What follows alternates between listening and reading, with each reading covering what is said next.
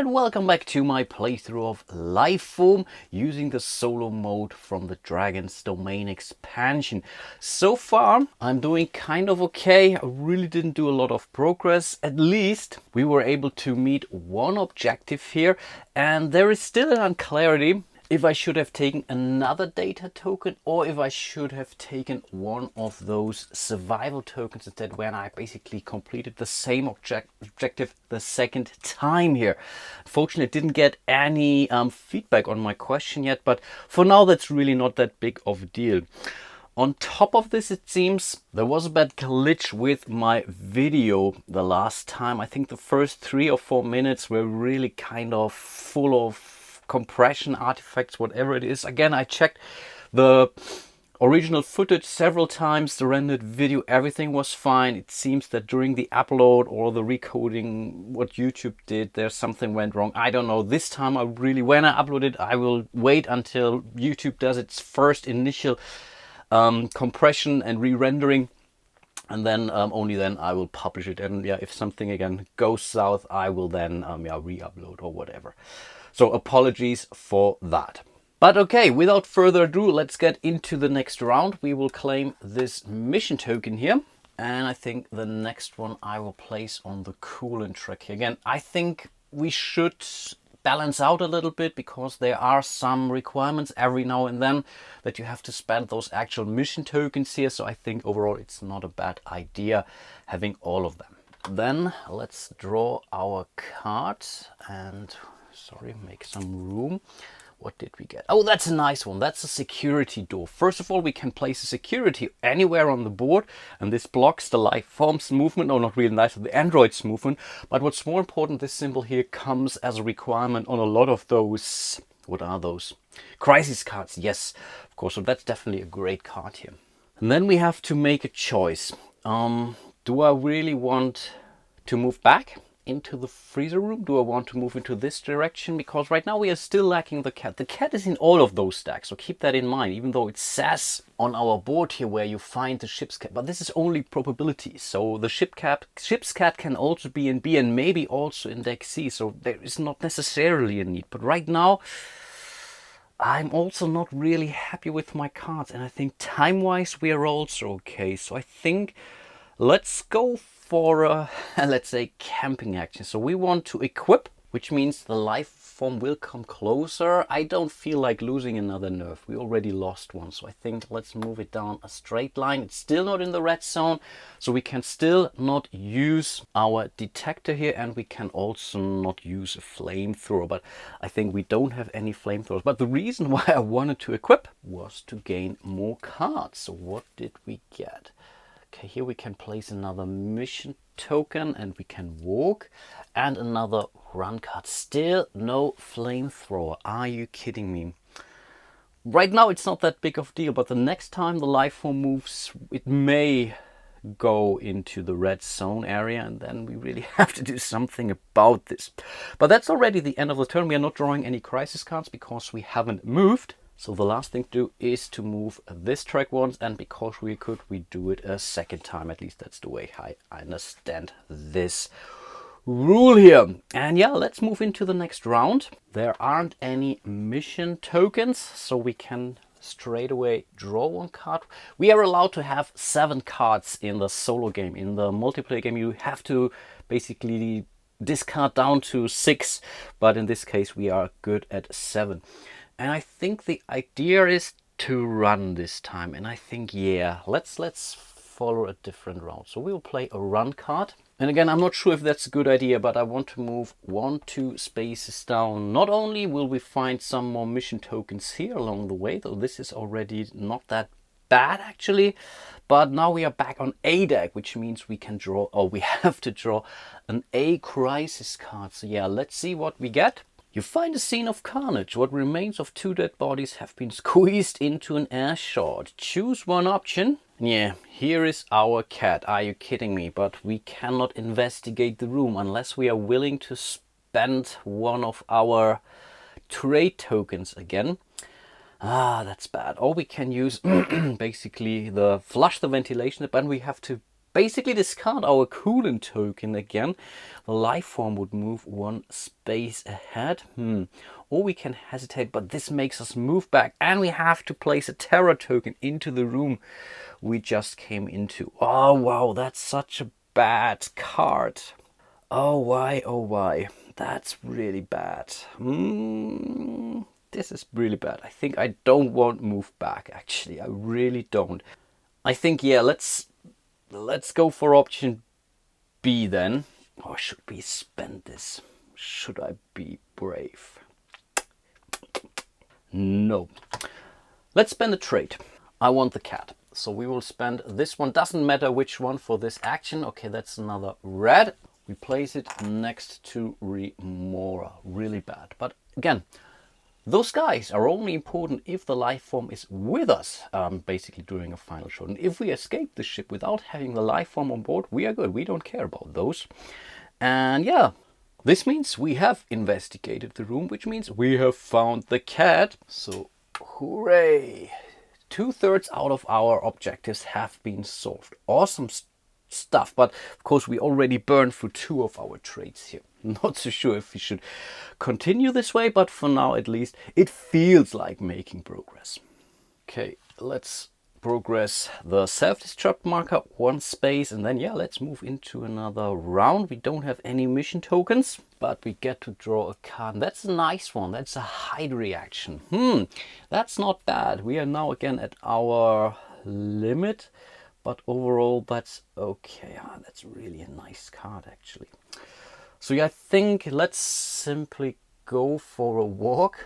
Pretty much a normal movement in this case. Yep. Which means we are moving into this room here, the ladder way, with 2 mission tokens. That's not bad. And now we have crossed the magic line here. So again, we have to draw a crisis card from B deck. Sneaking through the section of the starship, you've arrived at the Mine Corps supervisor's office, the ladder way. Okay. The cubicle is a flurry of visual excitement as lights and colors migrate across readout panels and screens. Choose one option. Override the security protocols to the supervisor's inner office. Awesome! We have this symbol here. We get our 3rd objective marker, but this is also nice. Oh, this is also nice. Force open a mining equipment locker. Discard any card. Okay, then the Remora build. No, let's go for this. Oh, that's so perfect. Yeah, totally. Override the security protocols to the supervisor's inner office, which means, oops, we have to discard this card here. That's the security door. So cool. Which means we get our 3rd objective token. We still have to take care about all of those shuttle loadout mission tokens, but at least we were successful here. And any access here, we would gain now those survival tokens. Really awesome. Great progress here on this. Let's move the marker. We have to place another Terra token. And again, we follow the dotted line here, so the next one goes into the maintenance section. And this is a way we want to go for. There are ways to remove those, but right now I don't have the proper cards. Let's see, maybe I can take one of those. But okay, let's move into the next round. We will remove 1 mission token. So let's place it here, because here we can move 1 power outage marker to an adjacent room, and right now there is one in our way here. So if we want to move that direction, then maybe we want to move it out, but something we can still decide later on. Let's draw another card, and now we get the research, but the research is cool. We can always use it later on, so that's perfect. And we can use the research in order to remove those Terra markers from an adjacent room. So overall, really great card actually. Or I could use it to grab the mission token in our space, because then we can move into the next room. And I think this is what I should be doing. Yeah, absolutely. So I will spend it right away. Could be a waste of a great card, but I think let's use those mission tokens while they are laying around here. And right now I don't know if I want to move it yet. So let's place it here instead to the cooldown track. So here we need 3 more. The problem is there are a lot of cards which move this one up, and this is right now basically the trigger for the 2-player game. In a 3 to 4 player game you have to wait all the way up there, but in a 2 or solo play this is your space. But again, it can move up. End of round, we are moving in here. This means we have to place a small vent token, and I have to check where it goes actually. And actually I have to place the vent token here. So this is now treated like a vent chamber. I'm not sure if I have to place a kill token next to it. I think not, because there aren't any left, so I think we are good. I could also spend this token to move this to an adjacent location actually, but why should I? No, let's leave it as it is. On top of this, we have to draw our first Remora token. I have really shuffled them well, so I don't know where a green or where a red one is, and we will not get to know. So let's go with this one here. And yeah, if this red, then those do a trigger, and if it's green and we make it to Remora and launch, then we are good. Right now, I don't have a clue. Next round, we don't have any mission tokens, so let's draw another card. This can be nice. Again, in the data room, I can get another data token, which are always helpful actually. And this gives us a survival token. Again, something that we can use to stop the creature moving actually. Yeah, I think we should continue to move actually. And then I think let's run into the ore refinery here for now. I think that's our best option. Yeah, let's go for it. So play the run card here, 1, 2 spaces into the ore refinery, and there we have to draw a crisis card from B deck. A wall of heat hits you as you reach the starship's mainframe substation. You study it a moment, trying to recall operational sequences. Choose one option. Use the computer keyboard. We don't have a survival token, but we have a survival card. So this would give us basically another survival token. So overall, we could trade something for another thing. Proceed ahead carefully, cradling your flamethrower. We could also play our hide card, but then we have to place another Remora token. And I think that's our best bet, actually. Of course, we can hesitate. We would lose an Earth. The android will get activated. Not really activated, but will progress on the android track. And the way how this works is the first time we would activate it, we would have to place a power outage marker. And the second time it would activate, we would place the android onto this hypersleep chamber here. And then it would start move basically at the end of, I think, after me.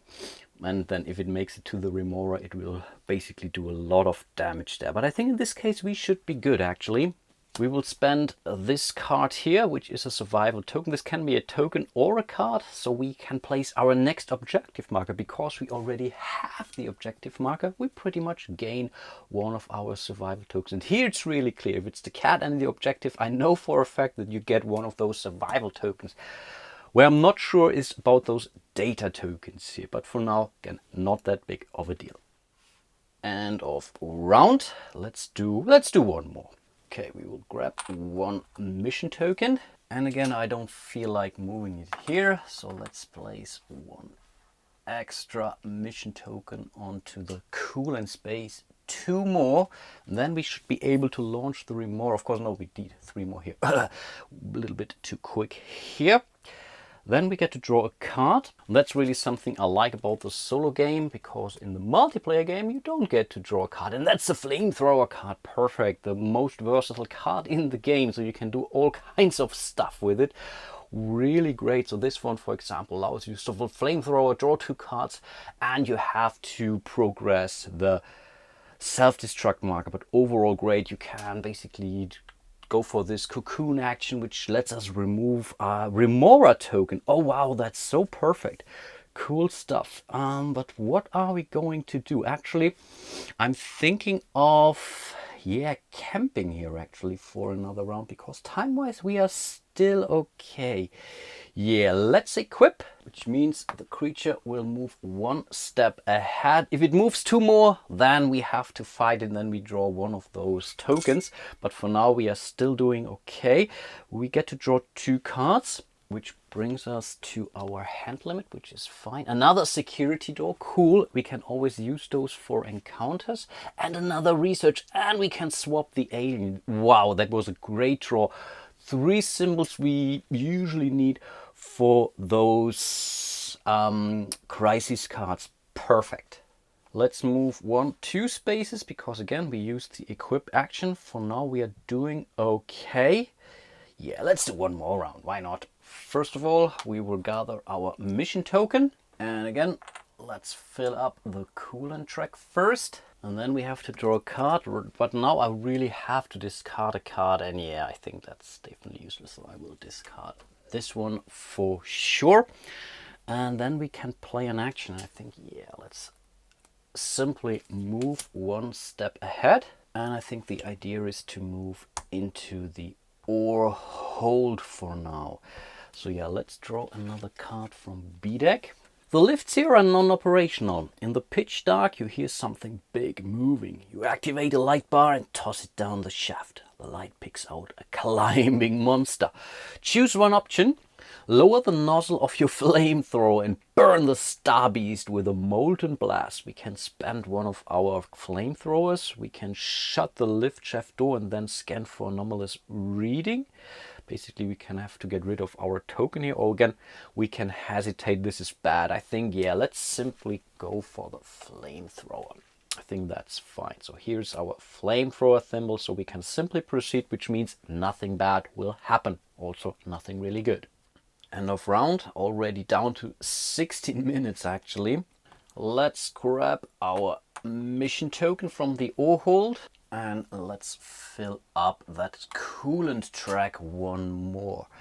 Nice. And wow, I think I really feel tempted to play this card here to grab the second mission token. Yeah, let's do that. It's really a very powerful card, but yeah, let's go for it. Let's spend it to grab this mission token here to the ore hold. And again, let's place it here, move power outage to an adjacent chamber. And maybe, yeah, let's use it, move it here to the geology lab. So we could move in through here. And again, if we feel positive enough, we are not drawing any of those tokens here, I could collect those kill tokens like crazy. I don't care. Right now we only have 1 Remora token. Problem is we are still pretty far away from the Remora and we still need at least 2 more of those tokens. So here's 1. Problem is there's not 1. So we have to take a detour around this area here in order to really make some progress. We need at least 2 more of those. Wow, really a close call. But yeah, that was our action. Let's progress here. We have to place another Terra token. And here I didn't really plan carefully because this would be the next space to place the Terra token, because we are owning this, or we are in the room, we are not placing a Terra token. No, we have to place another stowaway token to the Remora. So now our odds significantly decreased actually. Wow, okay, from 1/6 down to 1/3 pretty much. Oh, that's bad. Tough. Okay, nothing we can do about it. That was the end of the round, and yeah, let's do one more. There aren't any mission tokens, so let's draw a card. That's a run card. That's perfect. We need a run card, and I think let's use it. Can we use it actually? I think I have made a mistake here because I have to stop. That's the problem. I could move in here though. And that's still good enough because again, there is a chance I don't care too much about those things. I think that's a good idea. Let's do that. Let's not move here because I have to stop and place this Terra token onto my thing unless I'm spending another trade, which could be also good actually. That's tempting, but on the other hand, I could also move in here, take the kill token and don't care about it because there's also a vent. And if I get a flamethrower, then I could remove 1 stowaway token from Remora. No, let's do this. Let's be bold. So let's spend the run. We will move 1, 2 spaces here. We will put this into our cup. And I believe I also have to move the Lifeform if I'm not mistaken. Yes, this is actually true. So we will move it down. We could spend a Terra token now in order not to, but I think let's not do that yet. No, that's fine, but that's pretty much all that happens in that room this round. So we are not drawing any crisis cards. I nearly forgot. Let's advance the self-destruct. I keep forgetting what it's called. And by the way, the minute we are moving on to this spot here, we have to get away our scanner, which means we cannot use it. So sometime between here and there, we really should use it to gain our free extra 2 cards in order not to waste it. But we could also spend it in order to satisfy one of the demands. Keep that in mind. Okay, next round. Let's grab our mission token and let's place it here onto the energy cells. And then let's draw a card. I was so hoping for another flamethrower actually, because if I would do that in a cocoon chamber here, I could remove 1 remora token and I could also use it to push the life form away. So I could go for another survival token, or I could simply, no, if I stay here, the life form will come closer and I get to draw 2 cards. Oh man, what should I do actually? Interesting choice. But no, I will equip, which means it would move to the proximity alert, but we can spend our survival token in order to push it back once, pretty much, before it moves. So we will not see an attack, which means we get to draw 2 cards. So that's the shock prod reaction. I think I can use it in order to push it back, but still, oof, that's bad. And that's the flamethrower. Perfect. Oh, that's so bad, because in theory I need 2 flamethrowers. 1 to push the life form back and 1 to burn the room, the cocoon chamber. Wow, so cool. Let's move the self-destruct marker 2 spaces instead of only 1, because we used an equip action. And that's pretty much the end of the round. And I think I will end my playthrough for today. So I think this is really a cool situation right now, very close. So we have found a flamethrower which we can use in order to push the creature away, or maybe want to burn this room here to remove a stowaway token. Really close. We are short before the C deck here, which also has some very interesting challenges waiting for us there too. So perfect cliffhanger here at this point in time. I really hope you are still enjoying this, and I really hope I'm not messing up too many of those rules. Again, make me aware of any rule spoof. Let me know where I should be moving, what cards to play, and how stupid I'm playing. I can take it. I'm a big boy. Hope to see you soon in one of my other videos, and yeah, until then, bye bye.